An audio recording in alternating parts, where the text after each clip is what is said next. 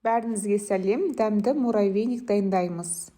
Ең алдымен ыдысқа комната температурасында 2 жұмыртқаны, 2 ас қасық қант қосып, венчикпен араластырамыз. Жұмсақ сары май қосамыз. Електен ұнды өткізіп, қопсытқыш қосып, қамыр илейміз. Қамыр қатты жұқады, қатты тығыз болмау керек. Видеода көрсетілгендей қамыр қолға жабыспау керек. 6 бөлікке бөліп, мұздатқышта 2 сағат ұстаймыз.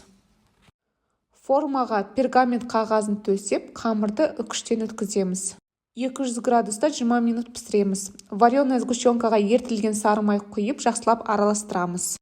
Піскен печеньені майда бөліктерге қолмен бөліп, ыдысқа саламыз. Бәрін араластырамыз. Өзімізге ұнаған формасын жасаймыз.